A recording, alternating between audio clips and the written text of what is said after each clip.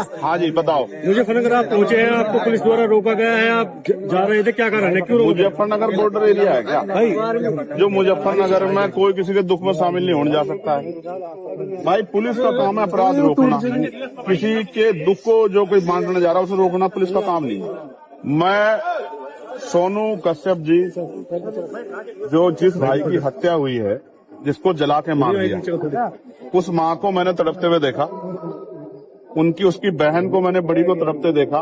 उन्होंने कहा कि हमारा अकेला सहारा था, वो हमसे छूट दिया। मैं भाई का फर्ज निभाने के लिए, उनके आंसू पूछने, एक बेटा बनने के लिए वहां जा रहा था। ये मेरा फर्ज भी है। चुनाव के समय तो हर कोई जाता है वोट मांगने के लिए, तमाम तरह की मीठी मीठी बातें करने के लिए। दुख में जो साथ खड़ा वही अपना होता। मैं अपना होने का फर्ज निभाने जा रहा था, मगर मुझे पता लगा कि यहाँ अचानक से हमारे सम्मानित जो अधिकारी, उन्होंने ट्रैक्टर ट्रॉली रोक के वो मेरे सामने आ गए। अब वो मुझसे कह रहे हैं कि आप नहीं जा सकते। मैं ये पूछना चाहता हूँ कि भाई क्यों नहीं जा सकता हूँ? घटना यहाँ की नहीं है, घटना मेरठ में हुई है। क्या किसी परिवार को उत्तर प्रदेश में, जो पिछड़े वर्ग का परिवार है, कमजोर वर्ग का परिवार है, क्या उसको सांत्वना देना भी अपराध हो गया? तो मुझे सारी बात में एक चीज समझ आई है कि मैं राजनीतिक अछूत हो गया हूँ यहाँ उत्तर प्रदेश में। मैं किसी पीड़ित की आवाज नहीं उठा सकता। मैं आवाज उठाने जाऊंगा तो मुझे बंद किया जाएगा। इसका एक तरीका मेरी समझ में आया, मैं इनको रास्ता दिख बता रहा हूँ कि जैसे पिछली बार मुझे गोली लगी थी 23 में, मेरी ये हत्या करवा दे पुलिस वाले मिलके सारे सरकार के साथ। क्योंकि जब तक मैं जिंदा रहूंगा, अगर मैं खाट पे भी रहा, पिलंग पे भी रहा, तो भी बोलता रहूंगा। तब भी जब भी इन पर अन्याय होगा मैं बोलूंगा, पिछड़ों पे, दलितों, मुसलमानों पे, गरीबों पे, बहनों पे। तो एक ही तरीका है इनके पास। ये लोकतंत्र को कुचल रहे हैं, ये संविधान को चल रहे हैं, ये मेरी हत्या करवा दें।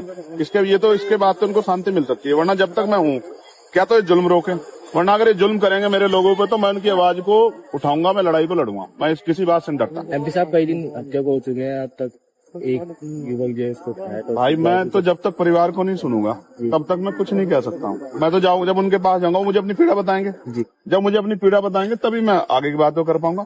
मैंने तो डिमांड की थी कि इस परिवार को कम से कम 50 लाख रुपए का मुआवजा मिले। क्योंकि देखो मेरी बात सुनो, आप भी पत्रकार साथी हो, अगर आपके को दुर्घटना हो, आपके बच्चों को क्या होगा? भाई कमाने वाला था वो चला गया, उसकी बुजुर्ग माँ, उसका क्या होगा? 10 दिन तो सब आएंगे।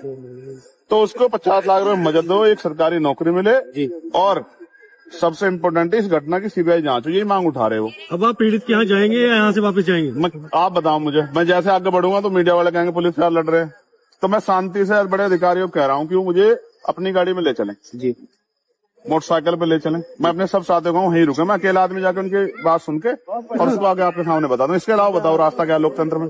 अगर लोकतंत्र में चुनाव प्रतिनिधि जनता के बीच नहीं जाएगा, और वो दिक्कत है कि नेता जाते नहीं है, मैं जा रहा हूं तो मुझसे दिक्कत ये है कि वो क्यों जा रहा है। तो भाई और लोगों की मदद नहीं करना चाहता, मैं तो करना चाहता हूं तो मुझे फांसी चढ़ा दो। यही